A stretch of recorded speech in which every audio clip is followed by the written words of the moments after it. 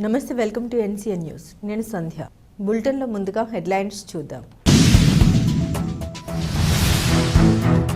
పర్యాటక రంగానికి విస్తృత ప్రచారం కల్పించండి, రాష్ట్ర మంత్రివర్యులు కందుల దుర్గేష్.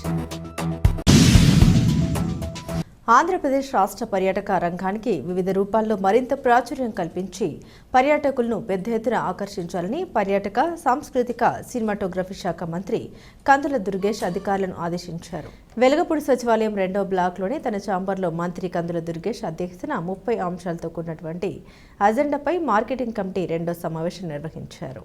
ఈ సందర్భంగా పర్యాటక శాఖకు కల్పించాల్సిన ప్రచారం, మార్కెటింగ్, ఈవెంట్స్, ఉత్సవాలు, అడ్వర్టైజ్మెంట్ తదితర అంశాలపై సుదీర్ఘంగా చర్చించారు. ఇటీవల ఆంధ్రప్రదేశ్ టూరిజం డెవలప్మెంట్ అథారిటీ ఆధ్వర్యంలో నిర్వహించిన Amaravati Avakaya festival, Visakha Utsav, Araku, Anakapalli Gandikota flamingo festival, Pithapuram Sankranti Sambaralu, Kondaveedu festival, ఎస్ Yanam beach festival, Kangundi bouldering festival, Pakala beach festival వంటి కార్యక్రమాల ద్వారా పర్యాటక శాఖకు వచ్చిన గుర్తింపుపై మంత్రి దుర్గేష్ సమీక్షించారు. ఉత్సవాల నిర్వహణలో ఈవెంట్ మేనేజ్మెంట్ ఏజెన్సీల పనితీరును అడిగి తెలుసుకున్నారు.